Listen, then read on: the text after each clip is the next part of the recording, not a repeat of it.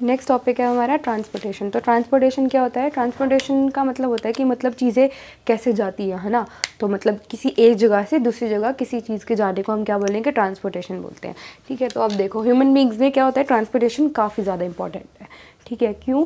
क्योंकि ट्रांसपोर्टेशन हमारा इसलिए इंपॉर्टेंट है ताकि ब्लड का फ्लो हो सके, ब्लड हमारा एक ऑर्गन से दूसरी ऑर्गन में ट्रांसपोर्ट हो सके, यहाँ पर ट्रांसपोर्टेशन करवा सके। अब देखेंगे अगर आप, तो यहाँ पर क्या लिखा है, human beings like other multi cellular organism need regular supply of food, oxygen etcetera. तो हमें किस किस की सप्लाई चाहिए? फूड की सप्लाई चाहिए, हमें ऑक्सीजन की सप्लाई चाहिए, है ना, ब्लड की सप्लाई चाहिए। तो हमारी बॉडी में जितने भी हमारे वाइटल ऑर्गन्स हैं, वाइटल मतलब होता है इंपॉर्टेंट ऑर्गन्स हैं, उन सबको क्या चाहिए? काफ़ी जितनी भी हमारी इंपॉर्टेंट चीज़ें जैसे कि फूड हो गया, ठीक है, ऑक्सीजन हो गई, ब्लड हो गई, इन सबको ट्रांसपोर्ट कराने के लिए काफ़ी ज़्यादा इंपॉर्टेंट है। ठीक है, अब अगर आप देखोगे कि सर्कुलर सिस्टम जो होता है, सर्कुलर मतलब कि जो सर्कुलेशन कराएगा, सर्कुलेशन मतलब कि मतलब ब्लड जो है कैसे फ्लो होता रहता है, उसको हम बोलते हैं सर्कुलेशन। तो सर्कुलेशन कैसे होता है ह्यूमन बींग्स में? एक तो सबसे पहले हमारा हार्ट, आर्टरीज, ब्लड और लिम्फ, तो इन सब के थ्रू होता है। अब हम वो देखते हैं कि कैसे। ब्लड क्या हमारा एक पंपिंग ऑर्गन है, मतलब कि ये पंप कराता है। ठीक है, अभी जैसे मैंने आपको बताया था कि हार्ट का डायग्राम था, उसमें हमने एओर्टा देखा था। एओर्टा में क्या हुआ था? एओर्टा से लेकर बाकी सारी जगह हमारी बॉडी में पंप करता है ब्लड, मतलब ऐसे एकदम बिल्कुल कुछ प्रेशर बनाता है जिससे कि हमारा ब्लड आगे फ्लो हो जाता है। ठीक है, तो हार्ट हमारा क्या हो गया? Pumping organ. अब आर्टरीज होती है, वेन्स होती है, जिनको हम ब्लड वेसल्स बोलते हैं। एक पाथवे होता है जिसके थ्रू होके जाता है, एक पाइप होता है जिसके थ्रू ब्लड होकर जाएगा हमारी पूरी बॉडी में। नेक्स्ट आता है हमारा ब्लड एंड लिम्फ। तो ब्लड जो फ्लो हो रहा है और लिम्फ हमारा, अभी मैं आपको बता देती हूँ अभी यहाँ पर। ठीक है, तो अब अगर आप देखोगे हार्ट,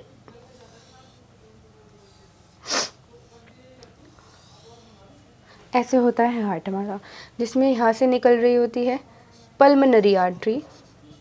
उसके बाद ये पल्मनरी आर्टरी जो है यहाँ पर किससे अटैच्ड होती है? लंग्स से, लंग्स से अटैच होती है। फिर लंग्स से क्या आती होती है? Pulmonary when. ठीक है, यहाँ पर होती है हमारी पल्मनरी वेन, पल्मनरी वेन। उसके बाद यहाँ पर होता है हमारा left auricle, left ventricle, right auricle and right ventricle. ये चारों चीज़ें होती हैं। ये जो चारों चीज़ें हैं इनको बोलते हैं four chambers. Four chambers. Heart में कितने चैम्बर्स होते हैं? फोर चैम्बर्स होते हैं। एक का नाम है right auricle, second is right ventricle, third is left auricle and fourth is left ventricle. Auricle को आप आर्ट्रियम भी बोल सकते हो, जैसे कि right atrium and left atrium या फिर ऑरिकल। तो इसमें कितने चैम्बर्स हमने देखे? 1 2 3 एंड 4। तो 4 चैम्बर्स हमारे पास होते हैं हार्ट में। अब ये जो 4 चैम्बर्स हैं इनका काम क्या है? ठीक है, सबसे पहले क्या होगा? राइट आर्टरियम से राइट वेंट्रिकल में जाएगा, राइट वेंट्रिकल से हमारा पल्मनरी आर्टरी में जाएगा। अब पल्मनरी आर्टरी क्या कैरी करेगी? डीऑक्सीजनेटेड ब्लड कैरी करती है। डीऑक्सीजनेटेड ब्लड हमारा लंग्स में जाता है, लंग्स से थ्रू होकर जब वो जाता है तो ऑक्सीजनेटेड बन जाता है। तो पल्मनरी वेन हमारी कैरी करेगी ऑक्सीजनेटेड ब्लड। तो जो ऑक्सीजनेटेड ब्लड है वो जाएगा हमारा लेफ्ट आर्टरियम में, फिर लेफ्ट आर्टरियम से होता हुआ लेफ्ट वेंट्रिकल में, फिर लेफ्ट वेंट्रिकल से होता हुआ हमारा एओर्टा के थ्रू। एओर्टा के थ्रू कहाँ जाएगा? हमारा पूरे बॉडी पार्ट्स में जितने हमारे वाइटल ऑर्गन्स है। अब अगर आप इस डायग्राम के थ्रू समझेंगे तो यहाँ पर देखते हैं हम। ठीक है, सबसे पहले देखो यहाँ पर क्या होगा? हमारा यहाँ पर पल्मनरी वेन है जो कि क्या करेगी? Oxygenated blood. वो जाएगा हमारा पहले लेफ्ट आर्टरियम में, लेफ्ट आर्टरियम से लेफ्ट वेंट्रिकल में, लेफ्ट वेंट्रिकल से फिर हमारा मेन आर्टरी जिसको हम क्या बोलते हैं? एओर्टा। एओर्टा के थ्रू वो कहाँ जाएगा? हमारे जितने भी बॉडी पार्ट्स हैं उसमें चला जाएगा, जितने हमारे बॉडी ऑर्गन्स, हमारे सारे सभी बॉडी ऑर्गन्स को ब्लड काफ़ी ज़्यादा इंपॉर्टेंट है, मतलब बहुत ही ज़्यादा ज़रूरत पड़ती है। तो कहाँ जाएगा? वो बॉडी ऑर्गन से जाएगा हमारा पूरा डीऑक्सीडेटेड ब्लड। फिर उसके बाद कहाँ जाएगा? हमारा पल्मनरी वेन में, और मतलब पल्मनरी आर्टरी में। फिर पल्मनरी आर्टरी से कहाँ जाएगा? हमारा ये राइट आर्टरियम में, राइट आर्टरियम से जाएगा हमारा राइट वेंट्रिकल में एंड सो ऑन। ये हमारा कंटिन्यू होता रहता है, इसको हम क्या बोलेंगे? सर्कुलेशन। नेक्स्ट टॉपिक है हमारा डबल सर्कुलेशन। तो डबल सर्कुलेशन क्या होता है कि मतलब दो तरीके से सर्कुलेशन होगा, कि मतलब दो तरीके से क्या होगा? ब्लड फ्लो करेगा हार्ट से बॉडी में, बॉडी से हार्ट में। तो अब उन दो सर्कुलेशंस का नाम है पल्मनरी सर्कुलेशन और एक होता है हमारा सिस्टमिक सर्कुलेशन। तो सबसे पहले हम पढ़ लेते हैं कि पल्मनरी सर्कुलेशन क्या होता है। तो पल्मनरी सर्कुलेशन में क्या होगा? Blood moves from the heart to the lungs and back to the heart. अब हम इसमें एक बार समझ लेते हैं इसको थ्रू द डायग्राम। अब अगर आप देखोगे हार्ट में, है ना, तो हमने यहाँ पर क्या देखा था? यहाँ पर हमारी क्या थी? Pulmonary artery. फिर वो पल्मनरी आर्टरी क्या कर रही थी? लंग्स से oxygenated blood through the pulmonary when transport करवा रही थी। फिर पल्मोनरी वेन से यहाँ पर क्या था, आगे एओर्टा था। एओर्टा क्या कर रहा था, ट्रांसपोर्ट करवा रहा था हमारा जो ब्लड है टू द बॉडी पार्ट्स, ठीक है। इतना हमने अभी इससे पहले वाले डायग्राम में भी देखा था। तो बाकी बॉडी पार्ट्स को वो ट्रांसफ़र करवाता है। अब पल्मोनरी सर्कुलेशन में क्या लिखा कि ब्लड कहाँ से कहाँ जाएगा भाई, हार्ट से लेकर लंग्स में जाएगा और फिर वापस से हार्ट में आ जाएगा।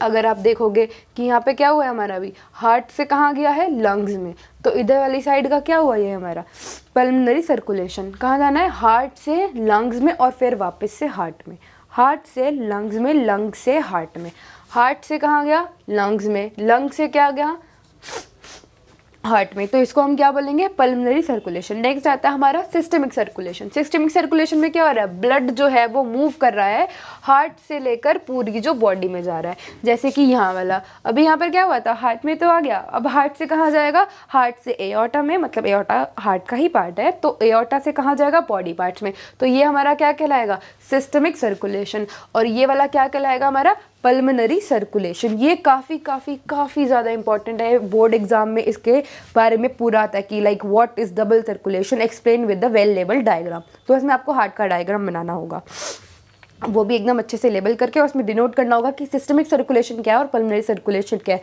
फिर उसके बाद आपको इसको लिखकर भी एक्सप्लेन करना होगा कि पल्मोनरी सर्कुलेशन क्या होता है, सिस्टमिक सर्कुलेशन क्या होता है, कहाँ से कहाँ ब्लड फ्लो करता है, तो वो सब आपको पता होना चाहिए। नेक्स्ट अब देख लेते हैं ब्लड। अब आती है हमारी ब्लड की। तो ब्लड होता क्या है ना, तो ब्लड हमारा एक ऐसा फ्लूइड होता है जो कि कनेक्ट करने में काम करता है, तो इसलिए हम इसको बोलते हैं कि फ्लूइड कनेक्टिव टिश्यू है। ये चीज़ें क्या करवाएगा, ये कनेक्ट कराता है, इसलिए हम इसको क्या बोलेंगे, ब्लड है हमारा एक फ्लूइड कनेक्टिव टिश्यू, जिसके अंदर क्या आता है, सॉलिड कॉम्पोनेंट आते हैं और लिक्विड कॉम्पोनेंट्स आते हैं। सॉलिड कॉम्पोनेंट्स का नाम है हमारा आरबीसी, फिर आता है हमारा ब्लड प्लेटलेट्स, फिर आती है हमारी लास्ट डब्ल्यूबीसी। आरबीसी का एक और नाम है, इसको आप क्या लिख सकते हो, आरबीसी को एरिथ्रोसाइट्स। आरबीसी को आप लिख सकते हो एरिथ्रोसाइट्स, ठीक है। तो एरिथ्रोसाइट्स जो होते हैं, एरिथ मतलब इसमें होता है रेड, साइट्स मतलब होता है सेल, तो रेड ब्लड सेल्स को हम क्या बोलेंगे, एरिथ्रोसाइट्स। तो एरिथ्रोसाइट्स क्या करते हैं, कैरी करते हैं गैस, कौन सी गैस, ऑक्सीजन, कार्बन डाइऑक्साइड। तो ये दोनों गैसेस कैरी करेगा आरबीसी, जिसके अंदर क्या होता है, हीमोग्लोबिन होता है। अब जैसे कि मैंने आपको बताया था इससे पहले भी कि जो हीमोग्लोबिन है वो किस में काम करेगा, रेड कलर प्रोवाइड करवाने में। तो रेड कलर जो हमारे ब्लड में आता है वो किसकी वजह से आएगा, हीमोग्लोबिन की वजह से आता है। तो हीमोग्लोबिन कहाँ पर होगा, हमारे आरबीसी में। क्यों, क्योंकि वो कौन से कलर का है, रेड कलर का है, तो रेड कलर मिलता है इसको हीमोग्लोबिन से। एचबी से हम हीमोग्लोबिन को डिनोट करते हैं। तो जो हीमोग्लोबिन है ये आरबीसी में प्रेजेंट होता है, जिसकी वजह से रेड कलर इम्पार्ट करता है हमारा ब्लड। नेक्स्ट आता है हमारा ब्लड प्लेटलेट्स। अब ये जो ब्लड प्लेटलेट्स है ये क्या करेगी, ब्लड को क्लॉट कराने में। अब मान लीजिए हमें चोट लग गई, ठीक है, अब अगर ये कट लग गया यहाँ पे मेरे, तो ऐसा तो नहीं है कि अबे हाँ भाई ब्लड बहता ही जा रहा है, बहता जा रहा है, कभी रुकेगा ही नहीं, ऐसा नहीं होता है। तो वो क्या होता है, थोड़ा सा ब्लड बहेगा थोड़ी देर तक, है ना, फिर उसके बाद क्या होता है, एकदम से ब्लड रुक जाता है। क्यों, क्योंकि ब्लड क्या करा देते हैं हम, जो हमारी जो प्लेटलेट्स हैं ये क्लॉट करवा देती है। क्लॉट मतलब होता है इकट्ठा करवा देती है, यहाँ पर फिर पूरा ब्लड जम जाता है, जिसके कारण बाकी आगे ब्लड फ्लो नहीं करेगा। अब मतलब फ्लो इन दी सेंस अब बाहर नहीं गिरेगा और ब्लड अब क्या हो चुका है, ब्लड जो हमारा बह रहा था वो बंद हो चुका है। किसकी वजह से, प्लेटलेट्स की वजह से। तो अगर कभी भी चोट लगती है तो प्लेटलेट्स क्या करेंगी, उसको क्लॉट कराने का काम करती हैं, उसको चोट को रोकने का काम करती हैं कि भाई बस अब और ब्लड आगे ना गिरे, फालतू में ना बहे ब्लड। तो उसको रोकने में प्लेटलेट्स हमारी हेल्प करती हैं, इसलिए हम इसको क्या बोलेंगे कि ब्लड क्लॉटिंग में हेल्प करती है। क्लॉटिंग मतलब एक्यूमुलेट, एक्यूमुलेट मतलब होता है इकट्ठा कर देना। नेक्स्ट आता है हमारा डब्ल्यूबीसीज। अब डब्ल्यूबीसीज क्या करते हैं, इनको हम बोलते हैं वाइट ब्लड सेल्स, या फिर आप सिंपली इसको बोल सकते हो ल्यूकोसाइट्स। इसका दूसरा नाम होता है ल्यूकोसाइट्स, ल्यूकोसाइट्स, ठीक है। तो देखो ल्यूकोसाइट्स क्या होता है, प्रोवाइड करेगा बॉडी डिफेंस, मतलब कि अब जो हमारे मतलब इम्यूनिटी है, ठीक है, मान लो मैंने कुछ बाहर से ऐसे कुछ लेके जंक फूड खाया, अब उसमें क्या था है, बैक्टीरियाज प्रेजेंट है, ठीक है। जो बंदा, मान लो मैंने गोलगप्पे खाए, अब उस बंदे ने, जो बंदा गोलगप्पे खिलाया था उसके हाथ में बैक्टीरियाज लगे थे, अब वो बैक्टीरिया मेरे अंदर भी चले गए क्योंकि उसने हाथ से गोलगप्पे खिलाए थे। तो अब उसने क्या करा, जो बैक्टीरिया मेरे अंदर गए हैं, तो डब्ल्यूबीसी क्या करेगा, उन बैक्टीरिया से फाइट करेगा, फाइट करके उनको क्या कर देगा, बिल्कुल उनको खत्म कर देगा। तो बैक्टीरियाज जो भी है किल करने में हमें कौन काम करता है, डब्ल्यूबीसीज काम करते हैं। मतलब वो क्या है, हमारे बॉडी के लिए डिफेंस मैकेनिज्म है हमारे के लिए। तो क्या प्रोवाइड करेगा, body defence bye engulfing the germs and producing antibodies. तो हमारी बॉडी क्या बनाने लगेगी, एंटीबॉडीज। एंटी मतलब होता है अगेंस्ट, तो बॉडीज मतलब होता है जो हमारी बॉडी के अंदर जो दूसरी चीज़ आई है, दूसरी चीज़ को हम बोलते हैं फॉरेन मटेरियल। तो जो भी फॉरेन मटेरियल आया हमारी बॉडी के अंदर, उसके अगेंस्ट हमें क्या बनानी पड़ती है, एंटीबॉडीज बनानी पड़ती हैं, जो कि एक दवाई की तरह काम करेगी, हमारी बॉडी खुद ही बना लेती है। तो फिर WBC की मदद से उसको क्या कर देंगे, जो भी जर्म्स हैं उसको किल कर देंगे, तो उसमें हेल्प करेगा हमारा WBCs। तो WBCs काफ़ी ज़्यादा इंपॉर्टेंट है। नेक्स्ट आता है अब हमारा लिम्फ। तो लिम्फ क्या होता है, एक येलोइश फ्लूइड होता है which escapes from the blood capillaries into the intercellular spaces contain less protein than blood. Lymph flows from the tissues to the heart assisting in the transportation and destroying germs. अब इसको हम समझते हैं, ये जो last वाली line लिखी है कि lymph flows from the tissues to the heart and assisting in the transportation and destroying germs. अब हम इसको समझेंगे कि इसका क्या मतलब है। अब आप यहाँ पर देखो, मैंने यहाँ पर क्या बनाया, वापस से हार्ट। अब होता क्या है, यहाँ पर एओर्टा है, ठीक है। अब इसको बाहर की ऑर्गन्स में जाना है, तो यहाँ पर क्या होगा, आर्टरीज होंगी, कैपिलरीज होंगी, तो सारी चीज़ें यहाँ पर प्रेजेंट होती है। अब यहाँ पर क्या होता है ना, छोटे छोटे गैप्स भी प्रेजेंट होंगे। अब इन गैप्स के थ्रू क्या होगा, ये ब्लड फ्लो करता है। अब यहाँ पे ना ये गैप्स इतने ही होते हैं कि इसमें सिर्फ छोटी छोटी चीज़ें ही पास हो सकती है। तो इसमें से क्या पास हो सकता है, सिर्फ छोटा छोटा फ्लूइड, जिसको हम क्या बोलेंगे, लिम्फ। तो इसमें से थोड़ा थोड़ा प्लाज्मा आने लग जाता है बाहर, पर RBC नहीं आ सकते हैं। क्यों, क्योंकि वो साइज में काफ़ी ज़्यादा बड़े हैं। तो उसकी वजह से क्या होगा, सिर्फ प्लाज्मा बाहर आएगा। जब ये प्लाज्मा बाहर आता है तो ये बाहर कहाँ आ रहा है, टिश्यू में आ रहा है। तो जब प्लाज्मा टिश्यू के मतलब टिश्यू में अगर आ जाता है तो वो लिम्फ कहलाता है। और अगर प्लाज्मा यहाँ पर ब्लड स्ट्रीम में फ्लो करवा रहा है तो वो सिर्फ प्लाज्मा ही है। और अगर प्लाज्मा बाहर आ गया है टिश्यूज़ में तो उसको हम लिम्फ कह देते हैं। तो लिम्फ क्या होता है, पता चल गया, क्या लिखा है यहाँ पे, lymph flows from the tissues. अभी हमने देखा कहाँ से फ्लो कर रहा है, वो टिश्यू से। तो tissues to the heart assisting in the transportation. तो ट्रांसपोर्टेशन में क्या हो रहा है, ये हार्ट से फ्लो कर रहा है। हार्ट से कहाँ पर जा रहा है, पहले कहाँ था, एओर्टा में। एओर्टा से कहाँ आया, capillaries, arteries, veins, venules, veinlets, इन सब में आया। तो उसकी वजह से क्या हो गया, थोड़े थोड़े जो गैप्स थे जिनको हम बोलते हैं फेनेस्ट्रे, उसके थ्रू ये क्या होगा, हल्का हल्का ये यहाँ से क्या होगा, प्लाज्मा बाहर आएगा टिश्यू में, तो वो क्या कहलाएगा, लिम्फ कहलाता है। इसी को हम बोलते हैं प्लाज्मा, आई मीन लाइक इसको हम बोलते हैं लिम्फ। तो और वो किस में हेल्प करेगा, भाई सेम, डिस्ट्रॉइंग जर्म्स। तो जर्म्स से फाइट करने में हेल्प करता है। नेक्स्ट आता है हमारा कि प्लाज्मा होता क्या है। अब हमने देखा हाँ भाई प्लाज्मा है, हाँ यहाँ से प्लाज्मा आ रहा है, पर होता क्या है प्लाज्मा। तो प्लाज्मा क्या होगा, हमारा एक येलो कलर का फ्लूइड होता है जिसमें क्या होता है, 90% वाटर होता है, 10% ऑर्गेनिक सब्सटेंसेज होते हैं, लाइक प्लाज्मा प्रोटीन्स हो गया। विज मतलब होता है दिस इज एज फॉलोज, ठीक है। तो विज मतलब this is as follows, albumin हो गया, ग्लोबुलिन हो गया, इनऑर्गेनिक मटेरियल्स जैसे कि मिनरल आयंस हो गए। तो ये सारी चीज़ें प्लाज्मा में प्रेजेंट होती है। जो ग्लोबुलिन होता है वो इम्यूनिटी प्रोवाइड कराने में हेल्प करता है, ठीक है। और एल्ब्यूमिन हमारी क्लॉटिंग में भी हेल्प करेगा। तो ये सारी चीज़ें आती है हमारे ब्लड के कॉम्पोनेंट्स में। नेक्स्ट टॉपिक है हमारा ब्लड वेसल्स। तो ब्लड वेसल्स में कौन सी वेसल्स आएंगी, आर्टरीज आती है और वेन्स आती है। तो सबसे पहले हम समझ लेते हैं व्हाट आर आर्टरीज। तो देखो आर्टरीज क्या होता है, हमेशा क्या कैरी करती हैं, ऑक्सीजनेटेड ब्लड कैरी करती हैं। पर अभी हमने क्या पढ़ा था, पल्मनरी आर्टरी डीऑक्सीजनेटेड। तो पल्मनरी आर्टरी हमारी क्या है, इसकी एक्सेप्शन केस है। एक्सेप्शन केस क्यों है, क्योंकि हमारी जो पल्मनरी आर्टरी है वो कैरी करती है हमारा डीऑक्सीजनेटेड ब्लड। ये हमारी एक्सेप्शन है। ये एक्सेप्शन जो है वो काफ़ी बारी आ भी जाता है एग्जाम में, तो काफ़ी इंपॉर्टेंट है, आपको ये वर्ड याद रखना है कि एक्सेप्शन है भाई पल्मनरी आर्टरी जो कि डीऑक्सीजनेटेड ब्लड कैरी करती है। पर बाकी जितनी भी आर्टरीज हैं हमारे शरीर में वो सारी ऑक्सीजनेटेड ब्लड कैरी करती है। नेक्स्ट आता है हमारा, इसको हम क्या बोल देंगे, डिस्ट्रीब्यूटिंग वेसल्स, क्योंकि ये सारी क्या है, डिस्ट्रीब्यूट करवाती है चीज़ें, कि मतलब सारी जगह पर क्या करेगी, सारी जगह पहुँचाएगी। हाँ भाई जैसे ये लंग्स में पहुँचाती है, तो हाँ तो क्या है, डिस्ट्रीब्यूट करवा रही है लंग्स में, ठीक है। नेक्स्ट ये कैसी होती है, थिक होती है और इलास्टिक होती है। और डीप सीटेड, डीप सीटेड से क्या मतलब है, डीप सीटेड का मतलब होता है कि आपको ये ऊपर ऊपर से दिखेगी रही है, बहुत ज़्यादा अंदर वाली साइड है। तो इसलिए हमें ये ऐसे बाहर से अगर हम देखेंगे स्किन से तो ऐसे हमें नहीं दिखती है, ये अंदर वाली साइड पर होती है काफ़ी ज़्यादा, इसलिए हम इसको क्या बोलते हैं, डीप सीटेड है, सुपरफिशियल नहीं है। नेक्स्ट आता है थिक और इलास्टिक। इलास्टिक होती है और थिक होती है। अब ये थिक क्यों होती है, क्योंकि इसको क्या ले जाना है, ऑक्सीजनेटेड ब्लड इसको लेके जाना है, तो इसको क्या चाहिए, और काफ़ी ज़्यादा लेके जाती है, तो इसलिए इसको क्या चाहिए, थिक चाहिए, इसकी जो बाउंड्री है वो थिक चाहिए, इसलिए ये क्या होती है, आर्टरीज थिक होती है और कभी भी आपको ऊपर से नहीं दिखाई देगी, हमेशा ऑक्सीजनेटेड ब्लड कैरी करती है। और इसका एक्सेप्शन क्या है हमारा, पल्मनरी आर्टरी। नेक्स्ट आता है हमारा वेन्स। तो वेन्स क्या कैरी करेगी, हमारा डीऑक्सीजनेटेड ब्लड, जैसे अभी हमने देखा था पल्मनरी वेन पर वो क्या कैरी कर रही थी, ऑक्सीजनेटेड ब्लड। तो इसका एक्सेप्शन क्या होगा हमारा, पल्मनरी वेन, जो कि हमारा ऑक्सीजनेटेड ब्लड कैरी करती है। ये आपको याद रखना है, जितने भी एक्सेप्शन केसेस होते हैं वो आ जाते हैं एग्जाम में।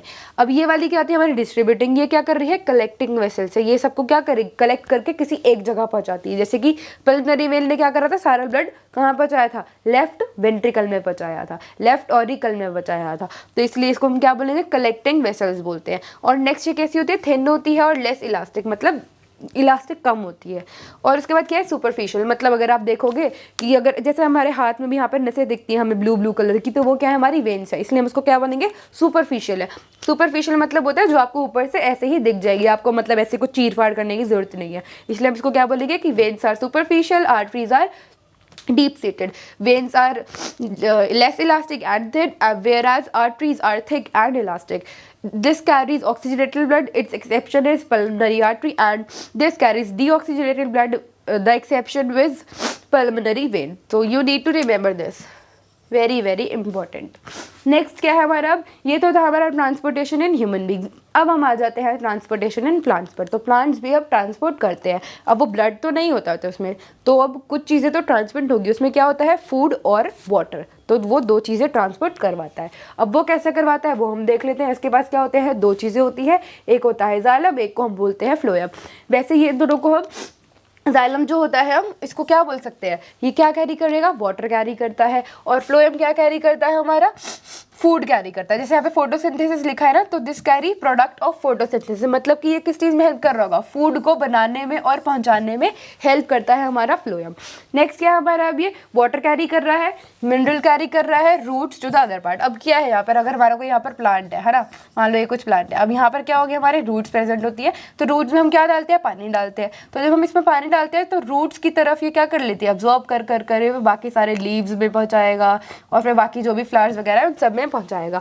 अब अगर आप देखोगे फ्लोएम का, तो ये क्या करता है, पूरा जितना भी फोटोसिंथेसिस हुआ है लीव्स में उन सबको क्या करता है, बाकी सारे पार्ट्स में भी पहुँचा देता है खाना। नेक्स्ट क्या, इसमें कोई भी एनर्जी का यूज नहीं होता, तो वो no energy is use. Next इसमें क्या, energy is use in the form of ATP. ठीक है, तो एटीपी क्या है हमारा, एडेनोसाइन ट्राइफॉस्फेट। इसकी आपको फुल फॉर्म भी पता होनी चाहिए, यहाँ पर मैं लिख देती हूँ, आप लोग लिख लेना, एडेनोसाइन ट्राइफॉस्फेट।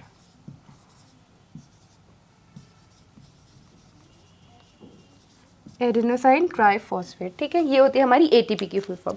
नेक्स्ट आता है हमारा, अब जो ट्रांसपीरेशन है वो क्या होता है। ट्रांसपीरेशन मतलब क्या होगा कि loss of water as from the vapour form from the aerial parts of the plant. Aerial parts क्या होते हैं, जैसे लीव्स है ना, अगर आप सुबह सुबह ठंड में देखोगे या फिर गर्मियों में भी, तो थोड़ा थोड़े पानी की ड्रॉपलेट्स प्रेजेंट होती है। अगर आप सुबह सुबह एकदम बिल्कुल देखोगे है ना, तो उसमें क्या होता है, छोटी छोटी छोटी छोटी ड्रॉपलेट्स प्रेजेंट होते हैं। क्यों, क्योंकि उसकी क्या हुआ है, उसने अपना जो एक्सेस वाटर था उसको क्या कर दिया, उसको बाहर निकाल दिया, उसको हम क्या बोलेंगे ट्रांसपोर्टेशन। तो जो भी एक्सेस ऑफ वाटर होता है वो रिमूव हो जाता है through the process of transportation. ठीक है, ट्रांसपीरेशन। अब जैसे आप इसके फंक्शन देखेंगे तो फंक्शंस में क्या है हमारा, absorption and upward movement of water and minerals by the creating the pull. ठीक है, तो वो क्या करते हैं, अब मान लो यहाँ पर क्या था हमारा, एक प्लांट है, ठीक है, अब ये जो प्लांट है यहाँ पर रूट्स प्रेजेंट है। अब ये क्या करता है, अब यहाँ पर हमें क्या कराना है, मान लो ट्रांसपीरेशन कराना है इनके पत्तों में, तो अब ये क्या करेगा, नीचे से वाटर को एकदम पुल करेगा, तो क्या क्रिएट करता है, ये पुल क्रिएट करता है, ताकि यहाँ से क्या हो जाए, वाटर एक्सेस में जो भी है वो थोड़ा बहुत रिमूव हो जाए। नेक्स्ट क्या आएगा हमारा, helps in the temperature regulation in plants. अब प्लांट्स को भी तो गर्मी लगती होगी, बहुत धूप है ना, तो प्लांट्स कैसे फिर भी हरे हरे रहते हैं, क्यों, क्योंकि वो क्या करा देते हैं, ट्रांसपीरेशन। क्योंकि भाई मान लो पत्ते को गर्मी लग रही है, तो वो क्या करेगा, ट्रांसपीरेशन पुल क्रिएट करता है, इसको हम बोलते हैं ट्रांसपीरेशन पुल। ठीक है, तो वो क्या करेगा, ट्रांसपीरेशन पुल क्रिएट करेगा और अपने आप को क्या करेगा, ठंडा महसूस करवा देता है, ताकि पानी उसके पास आ जाए और फिर ठंडा महसूस करने लगे। नेक्स्ट क्या है हमारा, transport of food leaves to different parts of the plant is called as the translocation. अब जो भी फूड वगैरह ट्रांसपोर्ट होता है सभी मतलब पार्ट्स को थ्रू लीव्स एंड ऑल, ठीक है, उसको हम क्या बोलेंगे, ट्रांसलोकेशन। ट्रांसपीरेशन क्या था, जो वाटर लॉस हो रहा है उसको हम ट्रांसपीरेशन कहते हैं, और जो वाटर और जो भी मतलब फूड वगैरह पास होता है उसको बोलते हैं ट्रांसलोकेशन। तो ये पूरा हमारा क्या होता है, ट्रांसपोर्टेशन इन प्लांट्स।